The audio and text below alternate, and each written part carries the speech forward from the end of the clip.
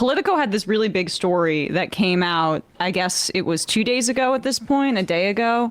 I have it here. It's the headline says, "I love Hitler," in quotes. Leaked messages expose young Republicans' racist chat. Young Republicans capitalized. Yeah. For people that don't know, the range of young Republicans is 18 to 40. Right. Yeah, not just capitalized, but in air quotes too, like Right. Young-ish. Honestly, as someone who's pushing 40, I appreciate that definition of young. I love it. I represent young Brooklyn. Right. JD Vance is 41, by the way, and we'll play his just defense of this in a second. But some of the things that these young Republican leaders were saying in their Telegram chat, they referred to black people as monkeys and the watermelon people. They talked about putting their political opponents in gas chambers. They used the N-word repeatedly. They talked about sexually assaulting their enemies, more gas chamber stuff, more Hitler, all of this. It's a little helpful reminder of who the real anti-Semites are. I mean, who every Republican staffer is. Yeah. Yeah. We have this from ABC Chicago that kind of outlines it. Go here. for it. This morning, new fallout after the leak of Let me slow it down. Please. Just nearly gave me a stroke. I'm assuming that's how Matt regularly listens, because that was the default. It is. Yeah, that's why it was that. This morning, new fallout after the leak of racist text messages linked to members of young Republican groups across the country.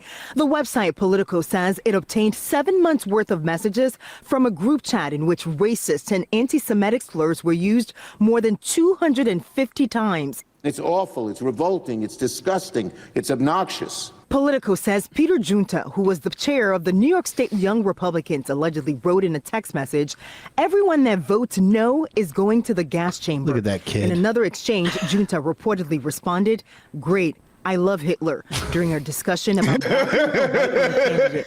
Some Republicans have denounced the language, while Vice President J.D. Vance dismissed the messages as edgy, offensive jokes. We're not canceling kids because they do something stupid in a group chat. Okay, we can stop it there. That is the vice president who was recently, under a month ago, went on to Charlie Kirk's old program to say, if you make Charlie Kirk jokes, if you see people making Charlie Kirk jokes, report it to their bosses. Yeah. This is also the guy, JD Vance, who once his, I believe, roommate or friend leaked messages where he referred to Donald Trump as Hitler. But not approvingly, to be fair. Not right, but that's what I'm saying. Like the not approvingly using it as an epithet, basically criticizing Donald Trump on that front. The party you're in, dude, is the pro-Hitler fantasizing about it party. The entire young base is so radical and far right, and by young I mean anybody under 40. They're all a part of this edgelord ethos that Trump has cultivated, and frankly, it was a deliberate strategy by Steve Bannon. If you read about how he saw an opportunity in Gamergate, and I know, Binder, you've done great reporting on this in the past as well, that there was a political constituency of angry online white men who need, everybody's seeking validation, but the way they get validation is by their very specific in-group, because if you're somebody who's insecure and maybe isn't someone with a purpose or maybe a lot of talent, you get approval within the very narrow rules of a group like this, where it's just about impressing other people with how edgy you get, and that radicalized these guys. Go ahead. Well, yeah, I was just gonna say, the whole. Oh, I'm sorry, Brendan. I think we were on delay, and I just heard you talking. You go first. Okay. Well, I was just gonna say how I don't like to bring up how people look. Everyone looks different. That's fine. But these are guys talking about their racial superiority, their Christian nationalist superiority. And if you look, these are large, out of shape, overweight, balding. Nothing wrong with any of that stuff if you're not a terrible person, but it adds on to it if you're a bad individual who are in their 30s He to 40s. saved me at the very end there. Yeah. I mean, listen, it's just the truth. Like these are people who are going about their life unhappy with who they are, but they got to drag down other people to make themselves feel better. And when they all get together in the little group chats, they do it with each other to make themselves feel better, to make it feel like they actually are superior in some way, because in their real life, they're not. And these are not kids. Again, these are not, listen, even if these were people in their late teens, early 20s, I would say, this is a problem, but, they're still young. Maybe, no, these are people who should, without a doubt, know better. These are people who are I think in the chat, there were like a counsel, like paralegal counsel for the group. These are former state senator, I think, is in there.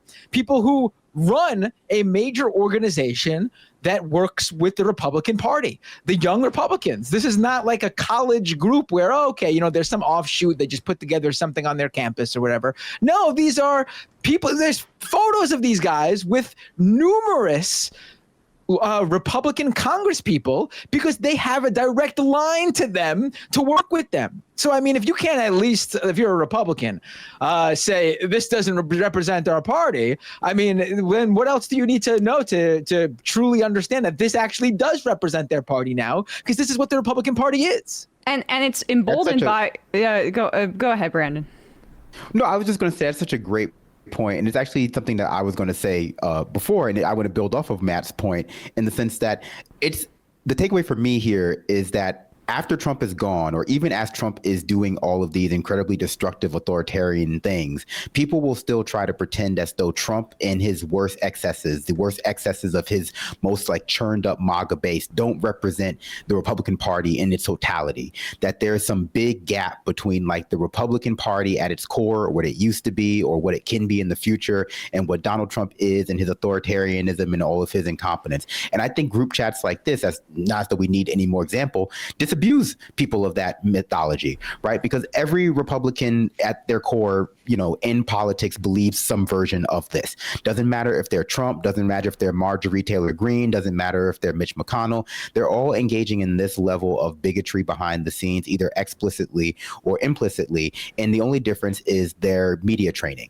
And it's important that we see this sort of thing so that we realize that, no, it's not just the groypers online or the people who follow the Stu Peters out there who are explicitly neo-Nazis that we have to worry about. It's obviously the Republican Party, just rank and file staffers who believe a lot of the same things, but are just savvy enough to know not to say them explicitly out loud. But they do it with dog whistles, and this was also found in say Tucker Carlson staffers, right, where they were basically putting neo-Nazi dog whistles into monologues, and then they have plausible deniability later. It's a game they play because they're too cowardly to outright say how they feel, or they know that there's going to be backlash to it.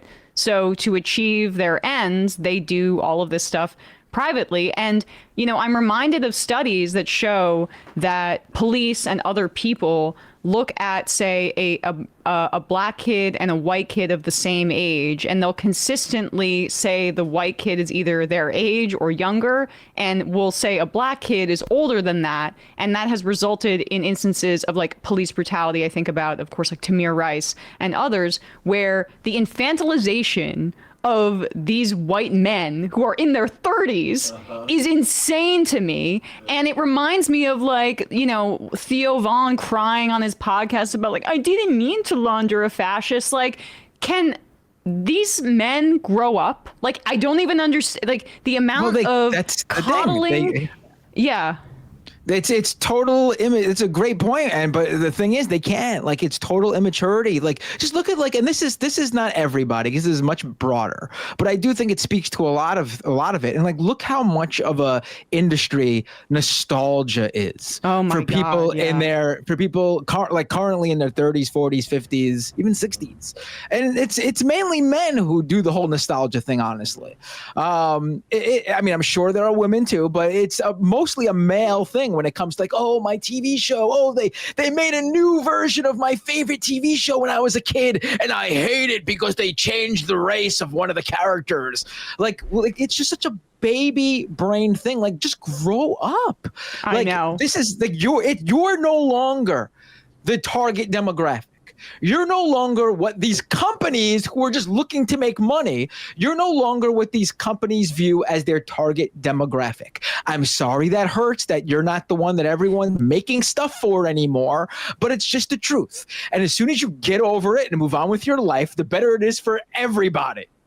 Completely. It is like not being centered. It is the narcissism that honestly is society that employs white supremacy and patriarchy has engendered in these guys. Well, I mean, it's also like on the capitalist side, like it's the time you're spoken to because you're the demographic that commercials are geared toward. Yeah.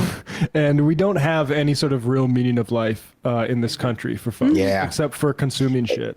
And so like those were your prime consumption things. And now it's like, well, people don't really care about what you're not being tailored to with even that messaging of commercials is not even toward you. So what is the meaning of your life? I mean, we know what it should be. But it's people class struggle. They get purpose through through these in groups too, to bring it full circle. And before we, fully dive in, we're talking about the infantilization, but it's coming here from the Vice President of the United States, who just last year aged out of the Young Republicans demo at 41. Straight from young to old. Oh yeah, I mean, right. This is when he was a young man, he was calling Trump Hitler. Right. He's no longer a kid anymore. This 41-year-old teenager, right?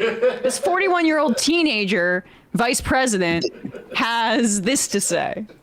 By focusing on what kids are saying in a group chat, grow up. I'm sorry. Focus on the real issues. Don't focus on what kids say in group chats. But there's another angle to this that I just have to be honest about. I mean, I'm like an old guy at this point. I'm 41 years old. I have 3 kids. I grew up in a different world, right? Where not most of what middle ages from 35 to 41.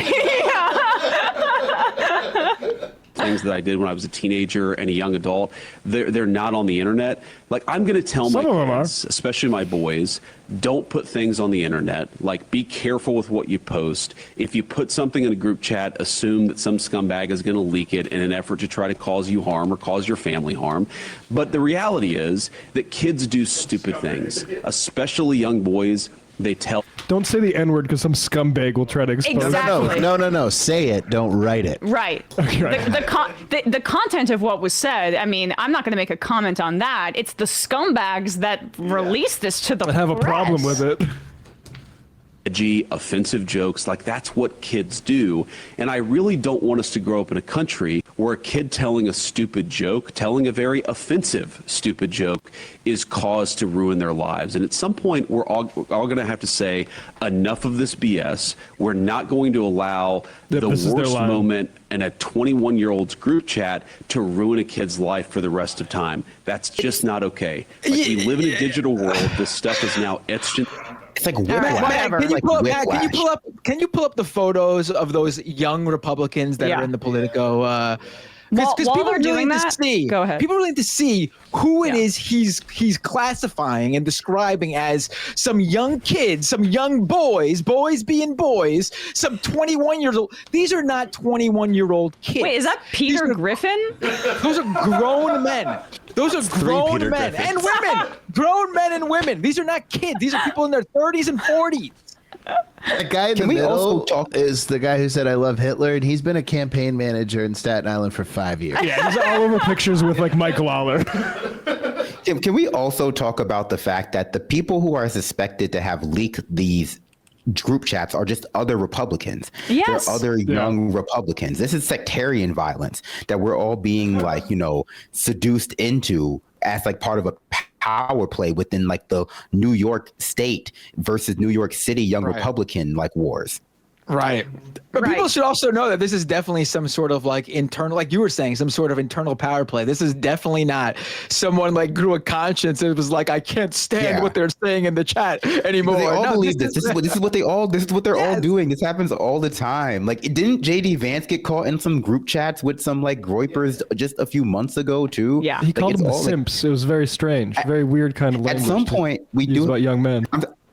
I was gonna say at some point we just do have to acknowledge that Republicans get outed as being racist every few weeks, but we have a system that kind of just has to re-launder them into normalcy. So like we just have to wake up every few weeks to the fact that, oh yeah, Republicans love Hitler a lot of the time. Isn't that weird? And like next week they're just on MSNBC and CNN, like it's all normal. And then like we find out it happens again. And so I mean, there is just a level of like, I don't know, Groundhog's Day here that at some point you have to wonder if people are ever going to wake up to this not being like anomalous within the party. Right. And this is something too to point out, because you just made me think of it, Brandon. There's a clip going around of some like News Nation debate that happened. Did you guys see this? With the spokesperson for Turning Point USA. He's the guy who was like now the official spokesperson. Now that, you know, since Charlie Kirk was killed, he's on the stage refusing over and over and over again to denounce what these guys said.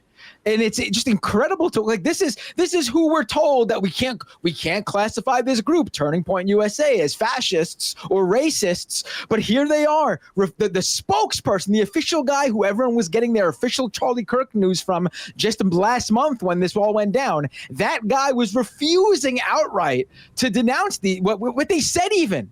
We have the clip here. Let's play it. I want you to respond to what we heard from the question the last time, Adam, and then I'll give you another audience question. You said you had something you wanted to say in response to the American University guy who runs the Republican club there. Guy on the left said that is the people came up and said they were happy that Charlie Kirk had been assassinated. Yeah, I believe his name was Luke. He said that a bunch of young progressives were coming up and acting in insane ways. And as a young liberal, someone who's on the left, I just want to say I wholeheartedly condemn anybody who is saying insane things about Charlie Kirk, horrendous things about Charlie Kirk. Anyone who is spitting or shutting down conversation, that is not what America is about at all. And I can very easily condemn when my side is going off the rails, but I just ask the bare minimum from Andrew. When they're talking about gas chambers in group chats, can you condemn that? Are we really going to do this again? No. So you don't condemn it? Your energy is so aggressive. I love Hitler. Gas chamber. All right, hold on. I can't condemn that. Just easy, buddy. Okay. Your so energy there's is a so whole aggressive. conversation that I want this to be attached to. Okay. Oh, and the whole piss off. conversation is that we have a guy who's running for attorney general in. I condemn that. But you can't condemn your side. But your party is not disavowing it. It still supports this guy. Name one Democrat that supports him in Congress who says, I support what he Tim said. Kaine just got asked on CNN tonight and said, yeah, I still support him. Supports what he said? No, he doesn't support what he said, but he's not pulling. So his no endorsement of the Democrat candidate. supports what he so said. You're going to parse. Okay, well, listen. I condemn what they say, but I still support them Thank as you. people. Why did I have to pry that out of you? You are parsing. It's basically a distinction without a difference. J.D. Vance lied on your podcast today. He said these were young. Whoa, look. Yeah. Mockler's really good. Bill O'Reilly had to that's- jump in to stop the conversation. That's because like these young Republican staffers, they are like the TPUSA model for like Republicans, like well integrated into like the normal Republican machine. And we're supposed to believe that they're not like this. And he doesn't want to alienate their audience, which is a lot of young Republicans, like young, again, in air quotes, who act this exact same way. Like he knows like this is just his audience. I think that goes back to my initial point, which is that this is important for disabusing people of knowledge of the difference between the TPUSA type of Republican and like your average Groyper. That's just a difference of presentation and perhaps integration with the machine, because, you know, the truth about a lot of that Charlie Kirk stuff is that like there was a willingness to pretend as though he was in favor of free speech, even as a large portion of his like, you know, platforms and prescription for society were stripping away people's free speech because he said it in a polite way. And now they can't even effectively weaponize his, you know, death, his passing, his assassination, because within the month we have stuff like this happening. We have things like that just completely reveal the fact that the Republican Party are full of like incredibly violent people who are always doing things that like are meant to strip away people's freedom of speech. It's a facade on their part. And I just want to read their supposed apologies that Politico had, because it's exactly this has like real effects. I mean, we talk about leadership. Part of the reason we're in this situation is because Donald Trump has created this sense that nothing matters, and his version of democracy is basically just like, you know, throwing chum to his base and acting a little unhinged and unpresidential, and people feel like his base at least has this like wish fulfillment where they feel represented by him as like saying the things they wish he could say. And then they'll say it in private. But what JD Vance is doing too, of like never apologizing, never giving in, never having a sense of shame. This is how they supposedly apologize in statements to Politico.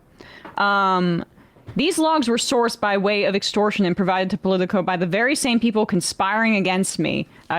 He said, I believe. Yeah, this is Giunta, who the bearded Peter Griffin that we showed 35-year-old guy in the middle of the picture. Yeah.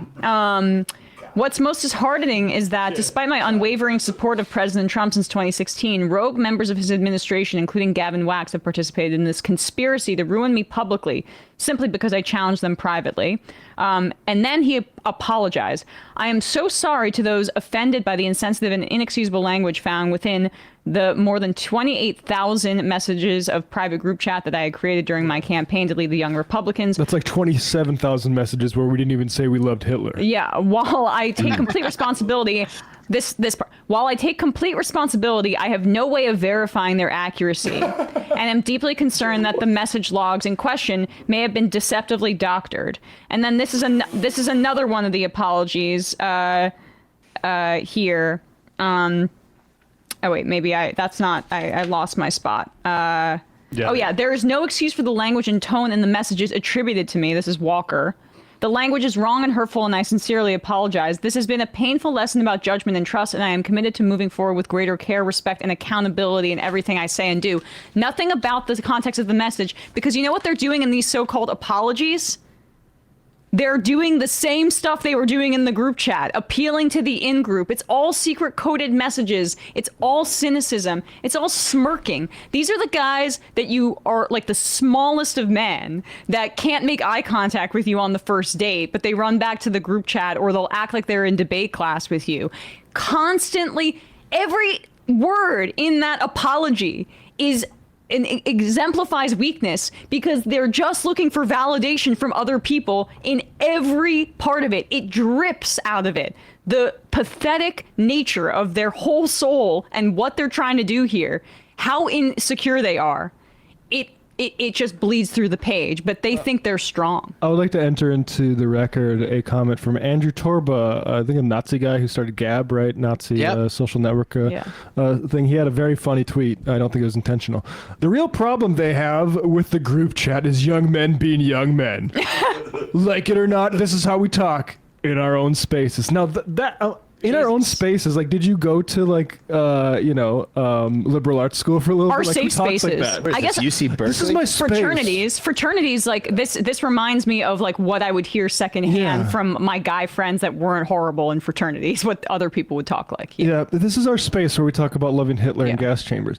They make watermelon jokes. They want to utterly crush, demoralize, and emasculate any and all forms of male communication and camaraderie. I'd say mainly the stuff that glorifies Hitler, Andrew. That's why it is so important to never apologize for it, and frankly, to just start talking in public like we all do in private. Guess what? You ain't gonna, motherfucker. Do it. Try it, Andrew. Film it. Let's see it happen. Do you think that you could be like 38 and still in the Hitler Youth? Or would they like go like that's too old? I think they would tell you to get into the trenches. Yeah. Well, look, the IDF did just try to expand its age limits, right? I believe to get more conscripts because they have all the fatigue in their forces because it's so emotionally taxing to commit genocide. So that's actually kind of a modern example of that. Within this entire conversation, the only youth involved was Adam Mockler. Yes. Who's 22 years old. Meg MCA said these chat logs explain the male, quote, loneliness epidemic. Yes. But no, for real. No, this is a real issue this is why in part there's such like problems with like pairing up in couples, is because not all the young men, it's but a way bigger fraction than when I was that young are into this dumb shit. This like, and there was like edgelords on like, you know, 4chan and stuff when we were younger, but it's metastasized and it is ruining their ability to engage in the world. Good luck, you know, go to fucking corporate. The only chance you can have to socialize is going to these psycho conservative conferences. Yeah. You know, like otherwise you're fucked. Yeah. The thing is, though, they don't realize that. Like they really think this time around, because they misunderstand how Donald Trump won, what made him win. They misunderstand just exactly how much he won by, thinking like he completely blew out Kamala Harris when it's not the case. They misunderstand that willfully or because they're too dumb to understand politics, but they think they've actually won people over in like their culture. Like they think people voted for Donald Trump and are now fully on board this whole like you know, the full backing of what ICE is doing, full backing of even like the cultural stuff they think is now the cool new thing to do, which is being an edgelord publicly now and praise Hitler and all this stuff. They really have convinced themselves that culturally in the mainstream they've won. But that's not the case. That's why they're doing this stuff, because they think they've won, or they're trying to convince themselves they've won that over. But it's just not true. Go out and say this stuff to even some normie that was tricked into voting for Trump. They're going to think you sound insane, because this stuff is not cool. This stuff is not fine. And this stuff still makes you a social pariah. Hey, folks, don't forget to hit the subscribe button and check out our daily show. We do it every day at 12 p.m. Eastern for about 2.5 hours. We even take phone calls. You should check that out.